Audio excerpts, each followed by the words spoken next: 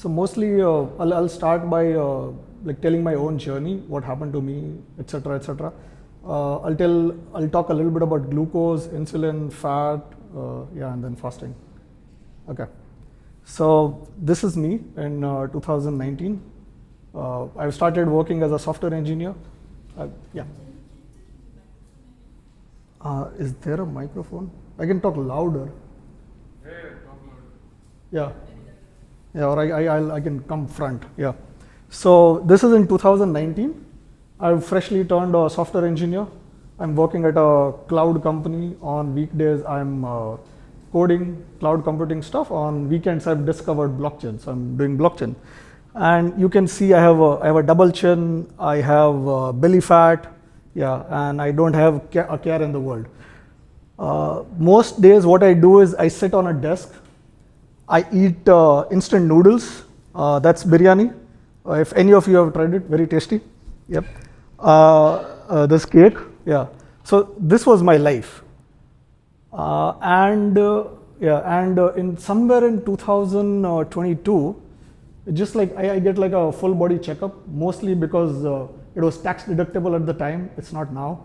So, and I see this number, 145 milligram of glucose. And technically, it's considered diabetic. So, and I'm 26 at the time. So I'm thinking maybe there's something wrong here. This is not supposed to happen to me. So I'm like, okay, let me talk to the doctor. Let's do the report again, and I get the same result. Yeah.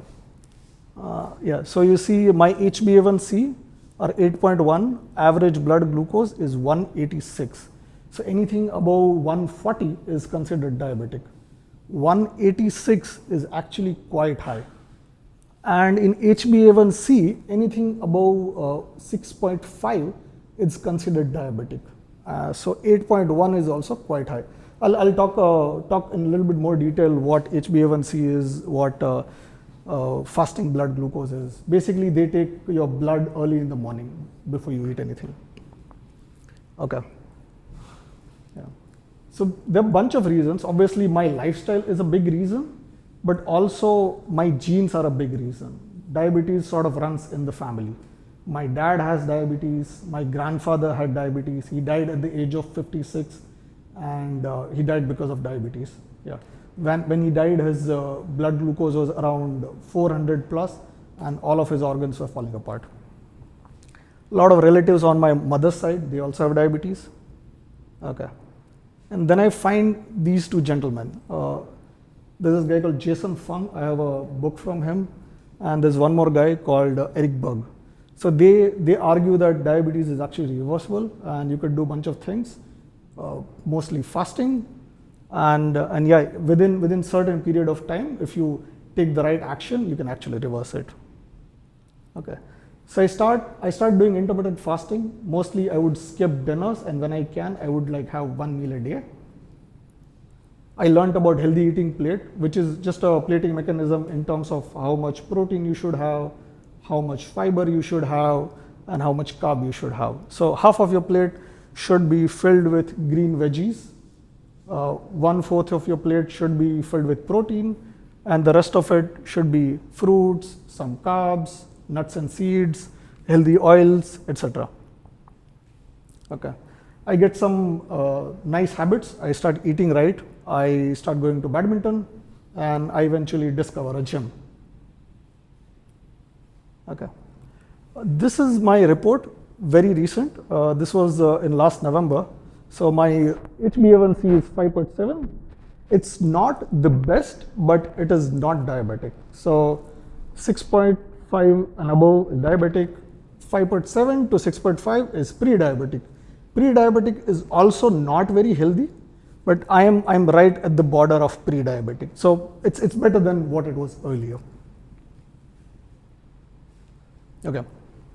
But if I want to improve from now, what would be the ideal HbA1c, or what would be my ideal glucose level? Like, is 5.7 the HbA1c of, let's say, an elite athlete like Ronaldo? No. His HbA1c would probably be 4.6 or 5, and his glucose levels would be as low as possible. which is somewhere between 70 to 85, depending on what activity he's doing. Okay, let's talk a little bit about glucose. Yeah, so glucose is used in your body to fuel almost every cellular activity. Your cells take glucose and they create something called ATP, which power all of your cells and powers all of the activities from muscle contraction to brain function. You get glucose from carbs, so mostly from carbs. You get glucose from grains, from fruit. Fruit has fructose, which is fruit sugar. We'll talk a little bit more about fructose later. You get glucose from legumes and lentils. So a lot of people think that lentils are a great source of protein. In a way, true, but they are complex carbohydrates. 60% of lentils is carbohydrate.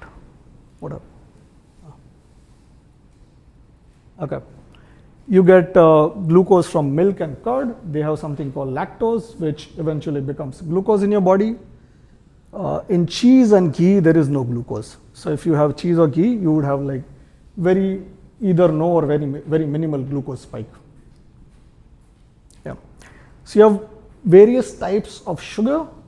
It's tricky to say which sugar is better than others, because it depends on how they metabolize in your body, and it also depends on how you're consuming it.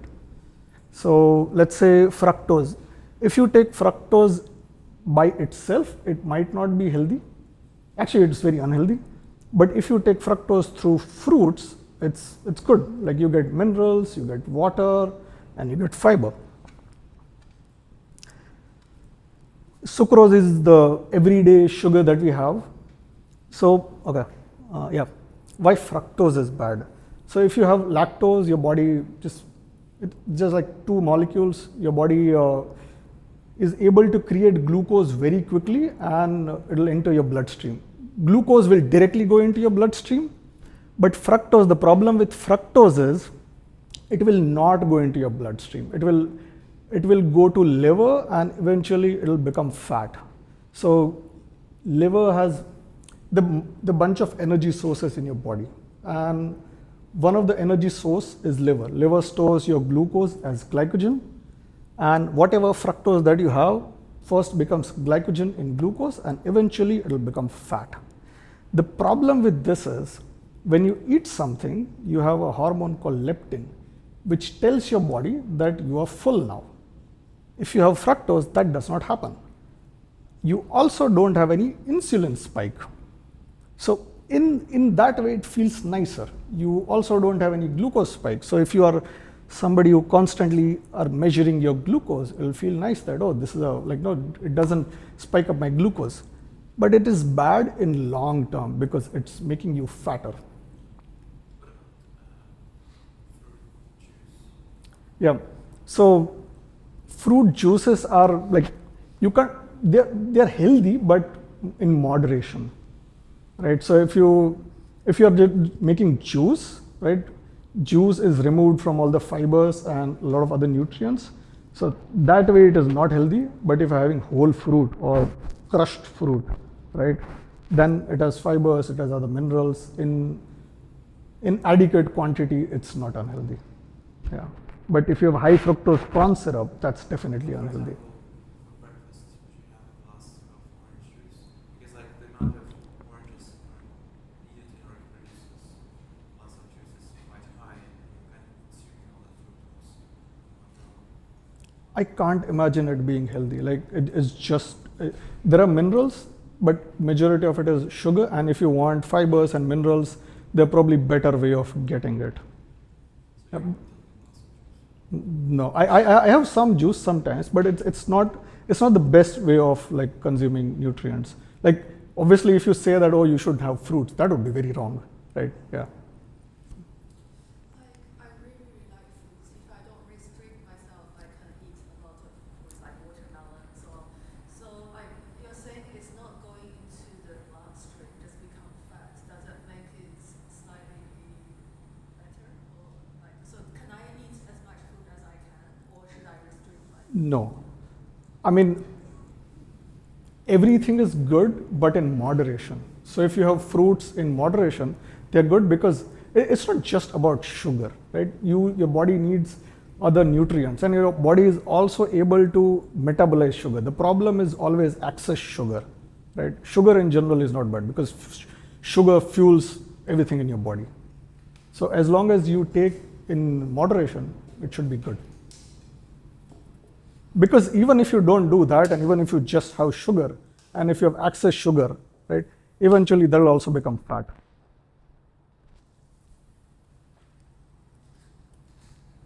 Okay. So glucose, it fuels all of your activity. One more thing that it does, it makes you age. So there's something called glycation.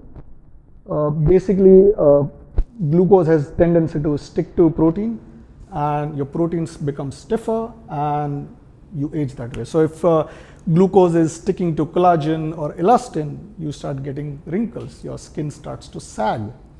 If glucose sticks to your lens protein in your eyes, you get cataract. Cataract is where you have little blind spots in your vision. Yeah. Your arteries become stiff. You get high blood pressure. The few more things. So glucose is linked with generation of free radicals, which are very unstable molecules. They are known to damage DNAs, protein, lipids. Lipids is a category term for different fatty molecules, so cholesterol, fats, etc. Glucose is linked with reduced cellular age. So your cells are programmed to divide only a few number of times. So technically, there's a theoretical limit. Technically, it's not possible to live forever because there's a hard-coded programmatic limit. And it is known that glucose reduces this regenerative capacity of cells. You have high inflammation, and high inflammation is linked with a lot of problems in your body, from especially high blood pressure. Yeah.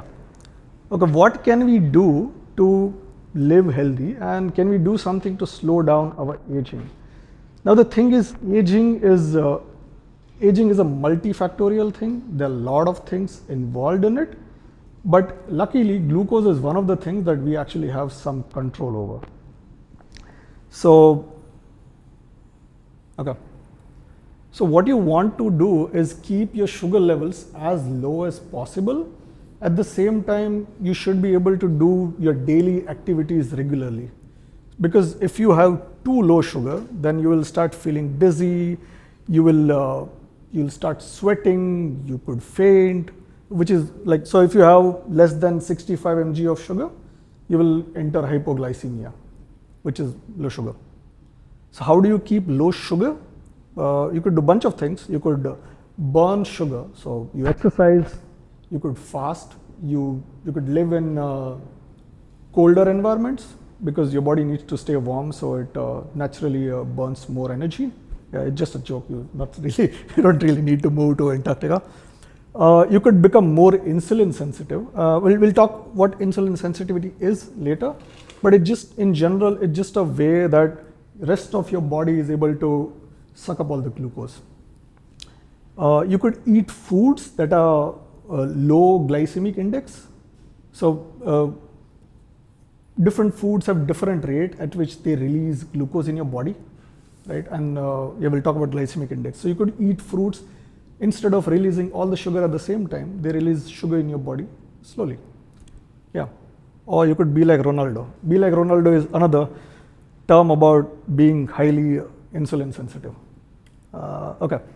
Glycemic index. It's just a ranking in which at what speed your body breaks down different foods into glucose. Yeah. So you have low GI foods, medium GI foods, high GI foods. So everything that, like for example, refined flour, your body is able to convert it to glucose very quickly. If you have a Coca-Cola, your body is able to convert it to glucose very quickly. Yeah.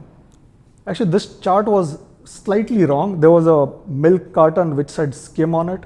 So if you have milk, then also your glucose will go up. Yeah. Yeah. So that's kind of the What? which one is good? The one on the right? The low GI foods are good because they release sugar slowly. Yeah.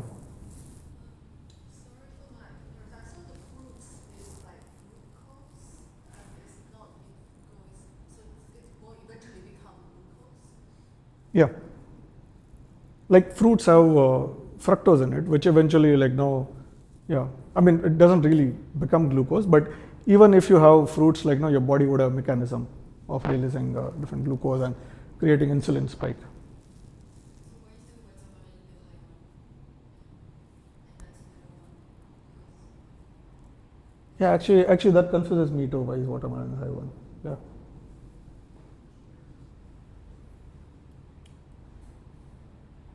Okay, so how there are few ways in which you can measure your glucose. I have some of those things here. If you want to try, you can take them and yeah, you can measure glucose. Only thing you have to make sure is there are needles, so you can just make sure that you don't use the same needle again. So you have to like reuse, like I mean throw these needles away. Yeah. So yeah. Okay, so there are few things. You have a glucometer. You can prick your finger, take a drop of blood, and you can measure your glucose that way. One more thing is you have CGMs. So CGMs are continuous glucose monitor. The various CGMs, they measure your glucose. So either you can use NFC and you can tap CGM and it measures your glucose. There are a lot of automatic ones. They measure your glucose every minute. Yeah. So they have like a tiny fiber which goes inside your body. Generally, a CGM would stay good for like 2 weeks or so. It's very painless, actually so painless that I can do it here. I have a CGM and I use it from time to time, and I have deliberately not put it on because I can, that way I can try it here, right? And yeah. So actually what it does is, it does not really measure blood glucose. It measures glucose in the fuels, in the fluids between cells. Yeah. Okay, done. Yeah, very easy. Okay. The various brands. There's Lynx. There's Abbott. I was for a really long time I was using Abbott, and I would use NFC. So tap all the time. Then I found Lynx. It's a Chinese brand. It's very convenient. They work with Bluetooth, and at every minute they measure glucose automatically, so I don't need to tap. Yeah. What else? Okay. Now we can talk about insulin. I can just tell you what insulin does, but I have like an interesting story which will explain you insulin a little better. So this person that you see here, his name is Leonard Thompson. He's 14 years old. He's only 29 kg. Yeah, and he's suffering from type 1 diabetes. So type 1 diabetes is actually an autoimmune disease. So your body's immune system is fighting, like it destroys your, insulin producing beta cells of pancreas. So his problem is that his pancreas is not producing insulin at all. Now the problem with not producing insulin at all is you have sugar in your bloodstream and it has no way to go anywhere. Ideally, your fat cells, your muscle cells, your liver is supposed to take up the sugar. So his sugar levels are more than 500, and 500 is very, very high. Like we talked about, like Ronaldo's sugar level would be like, let's say 70 to 85, and Leonard's sugar levels are 500. He's on a starvation diet because whatever he eats, sugar just accumulates in his blood. So he can't really eat anything. Like that's what he can technically eat, but he's recommended a starvation diet. His sugar is so high, he's slowly slipping into diabetic coma. And if nothing happens, he will die. Okay, so let's talk about a little bit about alternate fuel. So if your body does not have sugar, what happens? Your body has some mechanism to use fat, so your cells can directly use fat and get energy that way. There's ketosis, so fats can convert into ketones and your body can get energy that way. One of the problem, like why ketosis is important, is your brain can only use glucose or ketones. It can't use fat.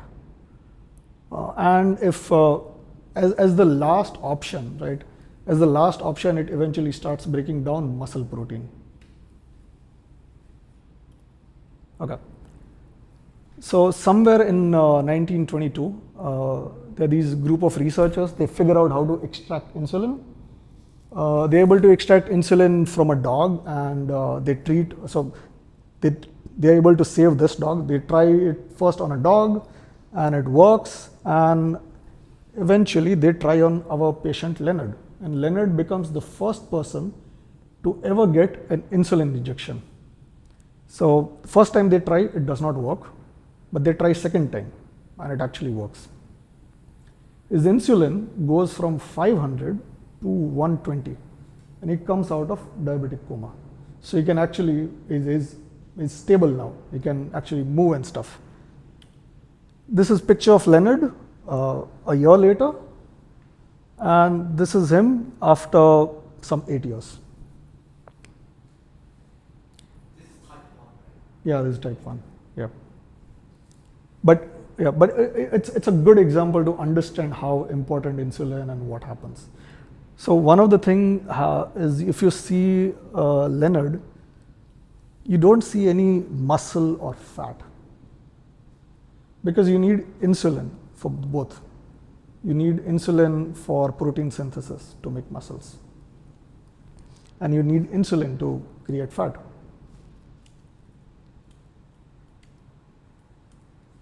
Okay. So what insulin does is, it's considered an anabolic hormone. So it doesn't do anything on its own, but it facilitates other people to do things. So it's mainly a messenger. What it does is it goes to your cell receptors and tells them to open their doors and start consuming glucose, right? So you need insulin for glucose regulation. So let's say you eat something, your glucose goes high, your body releases insulin, your other parts like your cells, your muscles, they're able to suck up the glucose and your blood glucose goes down to normal. So you have a bunch of energy sources. So you have energy source in your liver, you have energy source in your muscles. So this is also one thing insulin does. It's used for energy storage and to make sure that your blood glucose is normal. Another thing it does is muscle synthesis. If you want to build muscles, you need insulin. Okay. You eat something, your glucose rises. Your glucose rises to reduce it, your insulin rises. Your insulin rises, eventually glucose drops. And this is pancreas. This is the organ responsible for producing insulin. Okay. What happens if you have excess of glucose? So you have a bunch of things. First, you have liver. So whatever, like some amount of excess glucose goes into liver, becomes glycogen. Glycogen is just fancy way of your body to store glucose. Imagine it as like stacks of glucose on top of each other. You have glycogen in your muscles. And then eventually it becomes fat. So even to make fat, the organ responsible is liver. So you have sugar, you have glucose in your blood. It stays for a while, and then you get signals from insulin to your liver to make fat, and slowly it becomes fat. First it becomes fat inside liver, and then it gets distributed all over your body. Okay. What happens if you have chronic excess glucose, if you have high glucose all the time? So one of the things that happens is your body becomes insulin resistant. Okay, so insulin resistance is basically, let's say take a person who is insulin resistant, take a person who is healthy. You need now to metabolize the same amount of glucose, you need more insulin. So body has stopped listening to insulin as a messenger, not completely, but to some extent. Now, because you're eating so much glucose, your pancreas is constantly overworking. It's working at its maximum capacity and it's producing as much insulin as it can. So your pancreas is also tired. Slowly, fat starts accumulating in your liver. So liver produces fat, eventually it will go to other body parts. But what if you are just like producing fat constantly, very quickly before it can send it to other parts? Yeah. So then you slowly start developing what we call non-alcoholic fatty liver disease. And this is quite significant in increasing your insulin resistance. How do you know if you want to see how you are doing metabolically, how do you even have insulin resistance? What can you do? There are some markers like your BMI, your fat muscle percentage. We know that BMI is not a great marker in general for your health, because if you have a lot of muscles, then your BMI could show you as overweight. So BMI is not very effective. Fat muscle percentage, it's better than BMI, but that also has flaws. Like genetically, a lot of people are designed to store fat at different places.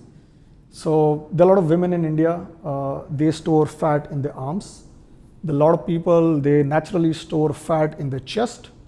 And there are a lot of people who naturally store fat more in abdomen. I think the paradigm has shifted. Like, it's producing too much insulin so that the body is insulin resistant and then not like struggles to producing insulin. So that's two paradigms. Back then, people just measure glucose, like a level of sugar, as the only indicator. But right now, like the paradigm has shifted towards, because your body produces too much insulin, because you eat too much sugary stuff. So then your body becomes resistant to insulin.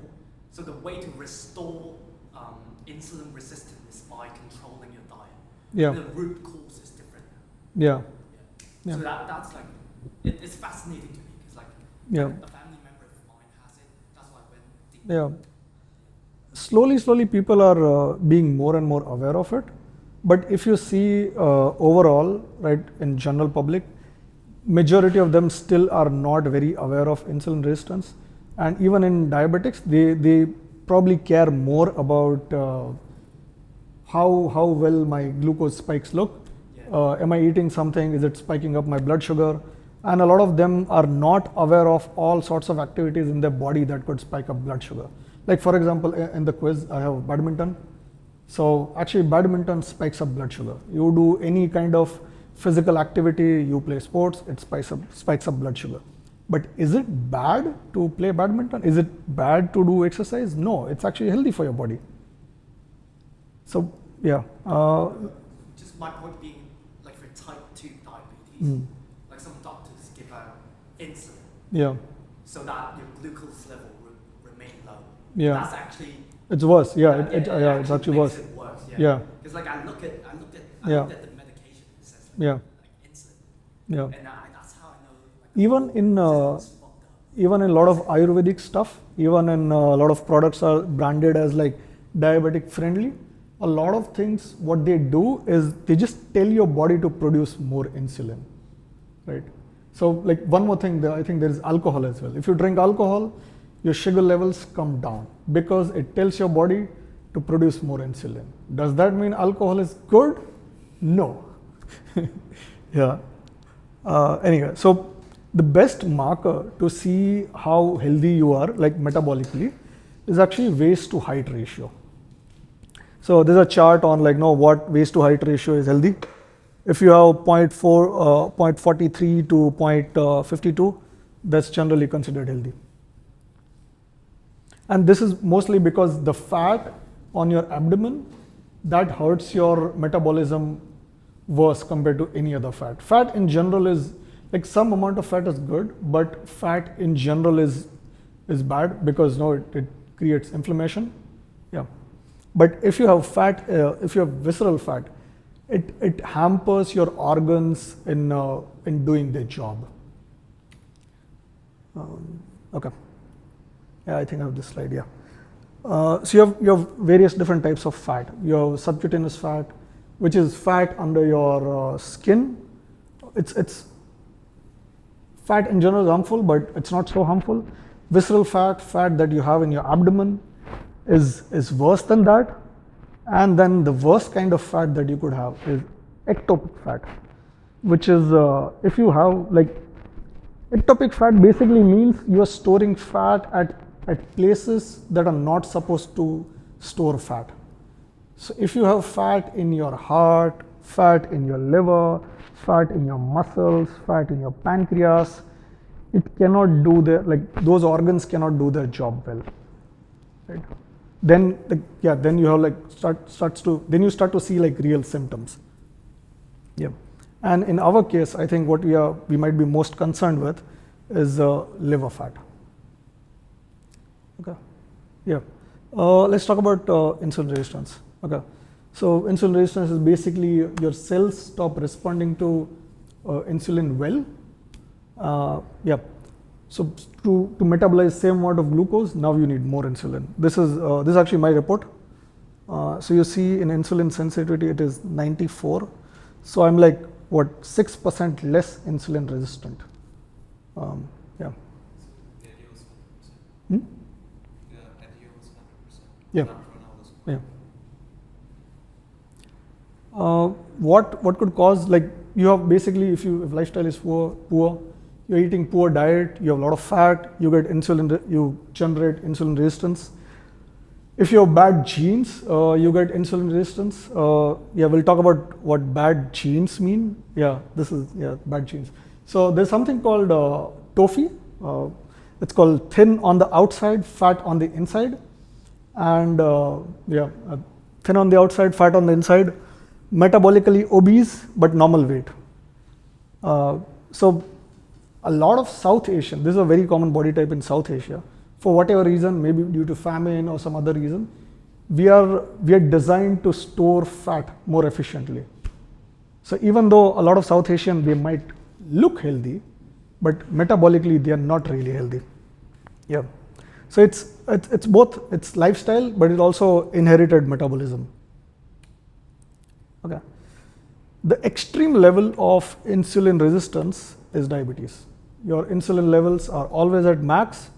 Your pancreas is overworking. You have non-alcoholic fatty disease. This is the cycle. Because you have high insulin, your pancreas works more. Your pancreas works more. Now, as your pancreas works more over time, it gets tired. It has beta cells, which gets destroyed over time. Now, next time, like basically what you're doing is you're reducing the maximum capacity of your pancreas to work. And as you get more and more insulin all the time, your cells slowly start becoming insulin resistant. So you need more insulin, but at the same time, you're also reducing your capacity to produce insulin. So it's a vicious cycle which just goes on and on until all of your cells die out and can't produce insulin. Yeah. So if you have diabetes, you feel very hungry. If you have diabetes, it becomes tougher for you to generate, tougher for you to create fat, tougher for you to create muscles. Basically, you have addiction of insulin, and that's why they recommend to not eat all the time, which is very bad. These are like some tests how you figure out if you have diabetes or not. You have fasting blood glucose. Before eating anything, you measure glucose. So they are basically trying to figure out what's your baseline of glucose. You have HbA1c. HbA1c is slightly better than fasting blood glucose because your blood cells, they have something called hemoglobin. They have a protein called hemoglobin, and your glucose have tendency to bind with the protein. And we know that hemoglobin stays, those cells stay alive for around 3 months. So can we just figure out what's the percentage of hemoglobin cells have glucose stuck to it? If we can figure that out, then we get like a summary of this person's glucose level over a 3-month period, which is a better indication of their health rather than fasting blood glucose. So if you have fasting blood glucose more than 126, is diabetic. If you have HbA1c more than 6.5, that is diabetic. Then there is one more thing called glucose tolerance test. Generally, doctors don't recommend it. Like they wouldn't tell you to take the test, because if you have, like in the test, you're supposed to eat like 75 grams of glucose, which is like 20 spoons of sugar. So you're telling a patient that, hey, you have diabetes, but you're also telling the patient to, like, no, eat 20 spoons of sugar, right? Yeah, so it doesn't really work well, but it is actually, I believe it's the best test, because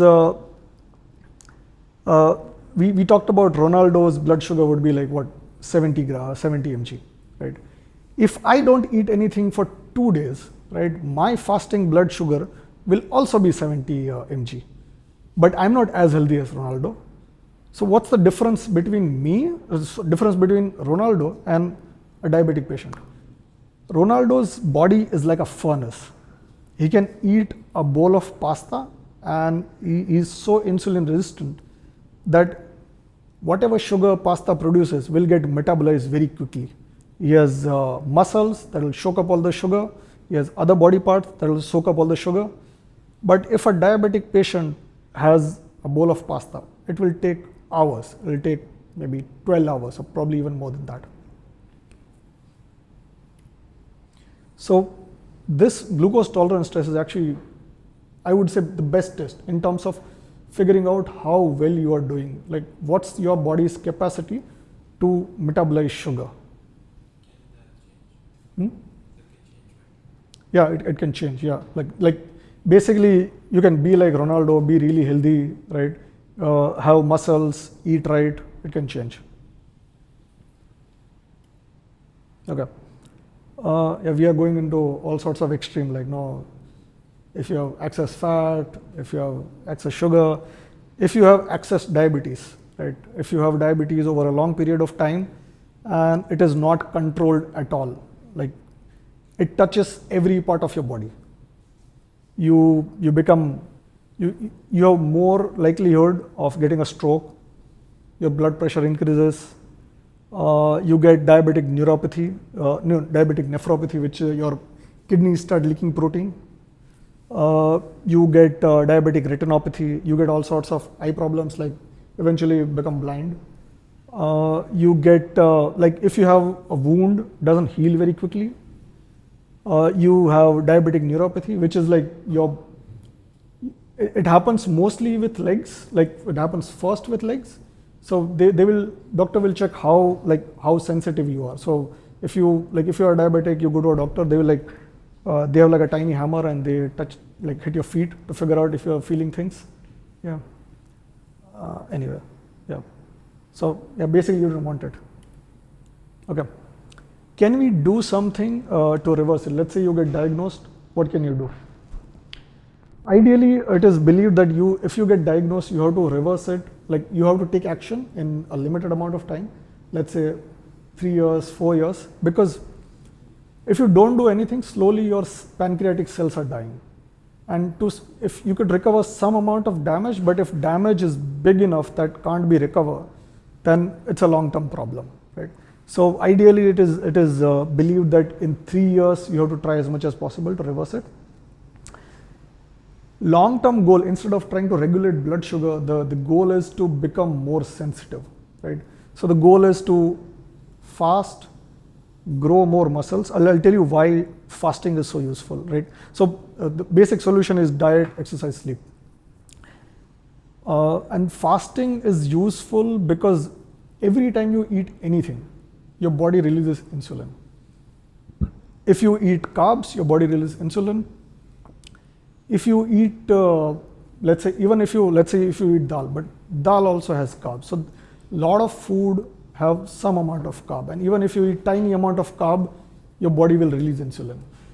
There are other things also, like apart from sugar, that raises insulin. So for example, in a lot of cases, if you have whey protein, that will release insulin, right?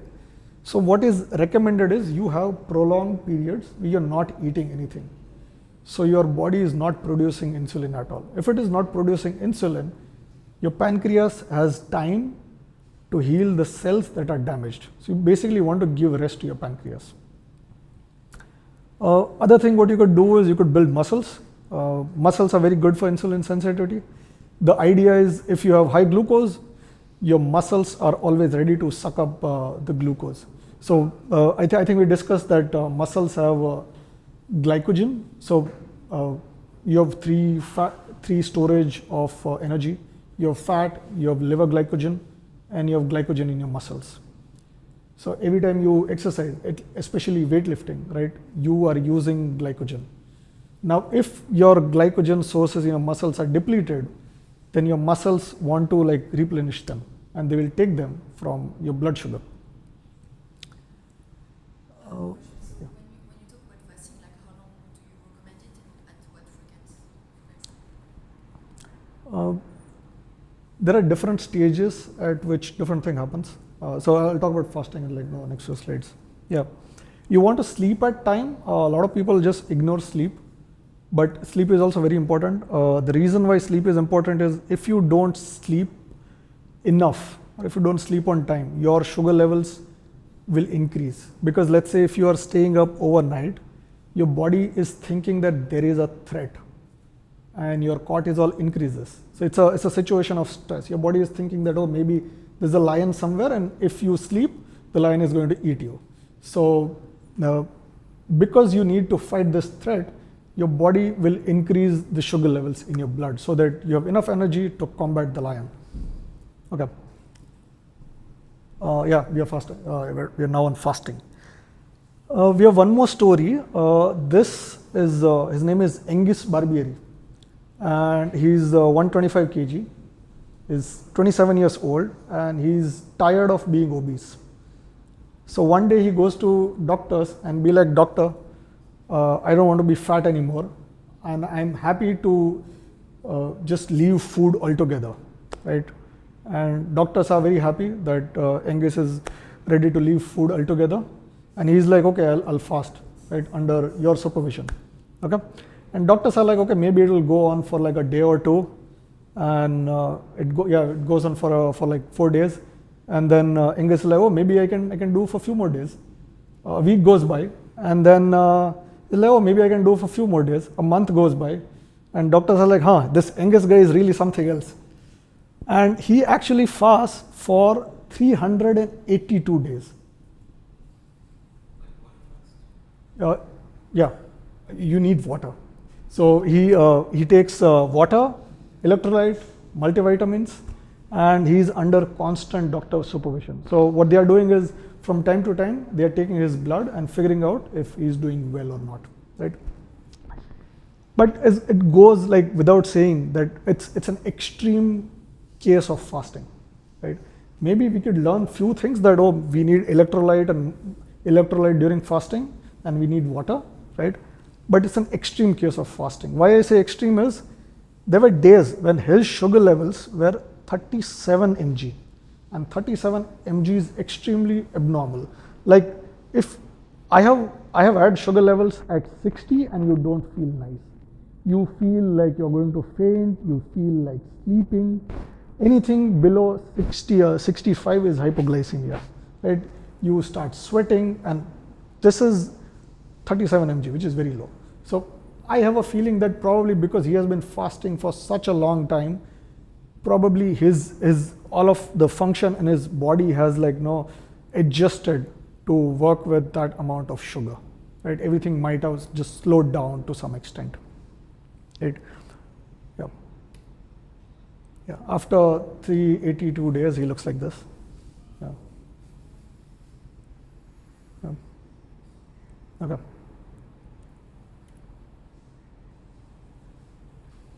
What can you do to fast? Obviously, you need water, electrolyte.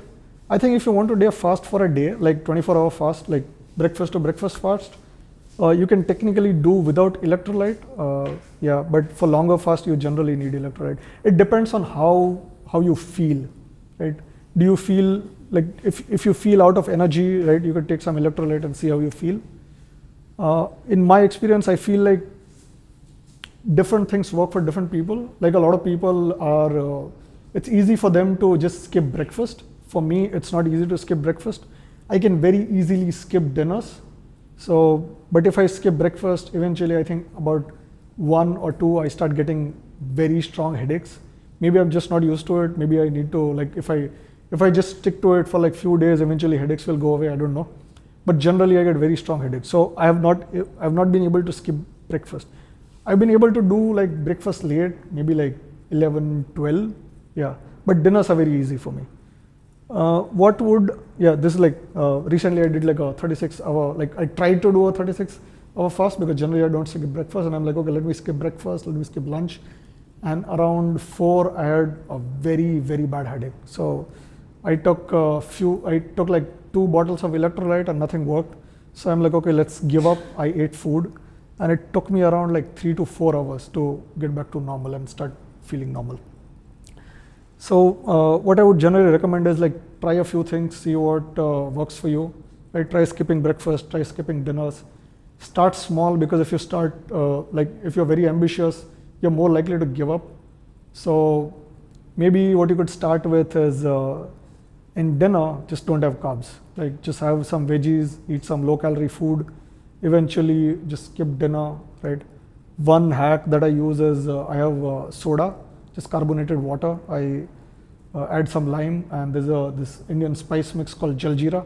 It's totally calorie free, and I have it around 9 or so, and it makes me feel a little bit full. So you could use tricks like that. Eventually, just skip dinner. See if you can skip lunch as well. And if you do that for a few days, then you can try longer fast, right? You could use apps like Easy Fast. Some people use it.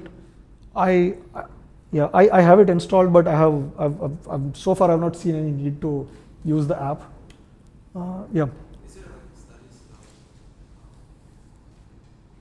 is it equally good for men and women to fast? Because I've heard stories that women somehow different. I've heard that too. Unfortunately, most of my knowledge, right, is based on my personal experiences.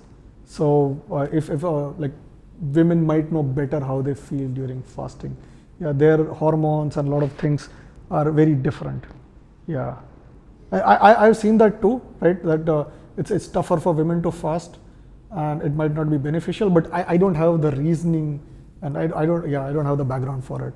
No, that's a good question. I was going to ask it as well actually, but I haven't one. So when you fast, would you still recommend to do sports? Because you could stay active, but like what's the limit between staying active and like maybe working out? So basically this is actually for like slightly longer fast as well. If you stay active, generally you feel better in a way, because like if you stay active, your body also releases sugar, right?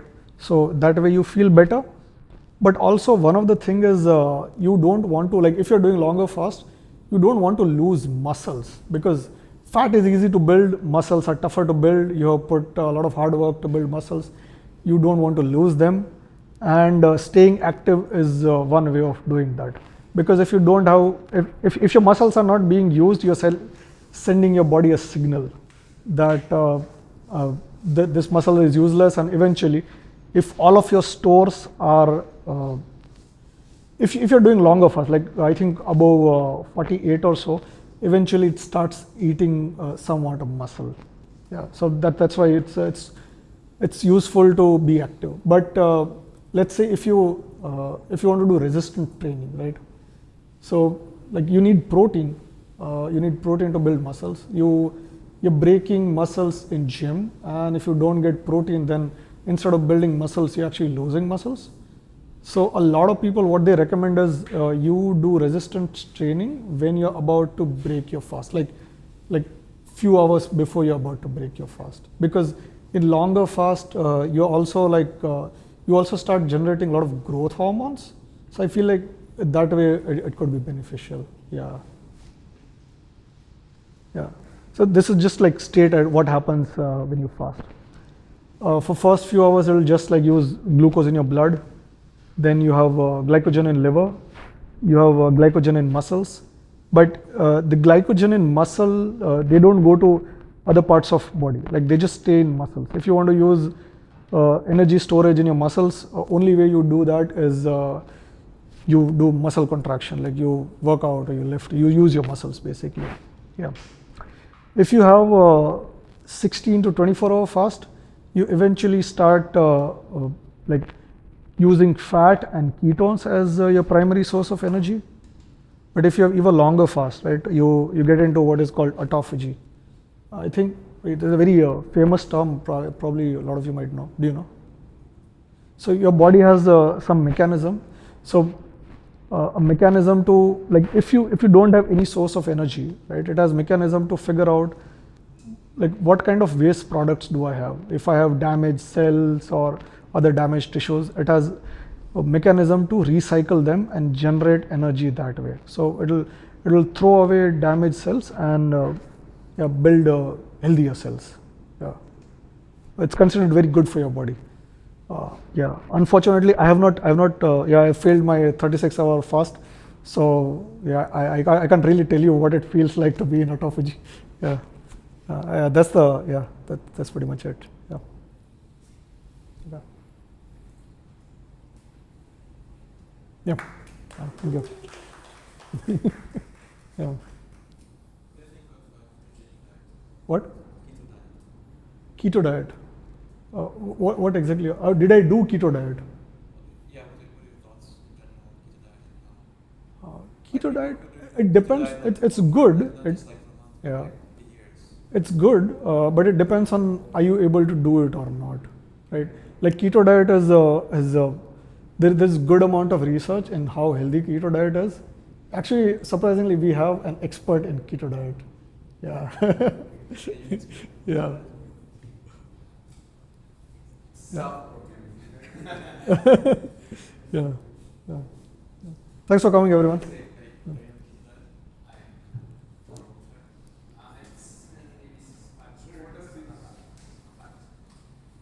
Actually, keto diet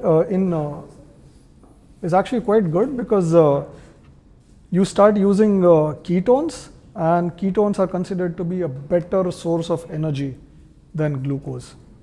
So when you are in ketosis, you actually feel more alert, your brain